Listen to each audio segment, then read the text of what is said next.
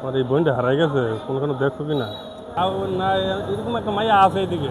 হ্যাঁ লোহাকে একটা কুলো একটা বাচ্চা আছে। ঢাকার উদ্দেশ্যে রওনা দিয়েছিল কি, তো জামের বাড়িও চিনে না, বা জিয়ের জামের বাড়ি মানে সপ্তাহ 2 সপ্তাহ আগে বিয়া দিয়েছিল কি, দেখছেন কি না? কি দেখছেন না কি? কি কোনো মানসিক প্রতিবন্ধী বা এরকম? একটু সমস্যা, একটু মাথা ব্রেনটের সমস্যা। আমি হেরে ইহানে দেখছি, কারণ এটা আমার দোকান। আমি হেরে ইহানে দেখছি নিজের কাছে এরা দেখছি।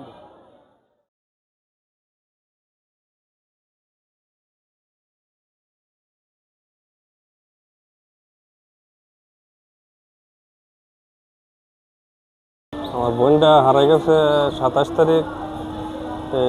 মেয়ের জামের বাড়ি যাইতে গিয়েছে রে, আমার বাগনির জামের বাড়ি যাইতে গিয়েছে রে, ঢাকার উদ্দেশ্যে রে, বিজু ট্রেনে উঠছে।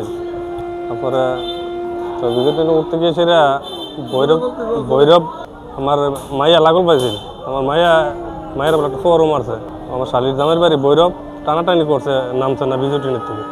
তো ওই বিজু ট্রেনে উঠছে, এখন এমনিতে তো আর খোঁজাখুঁজি করতে আছি।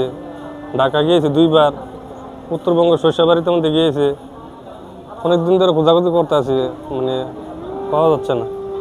তো কোনো দিন সহযুক্তি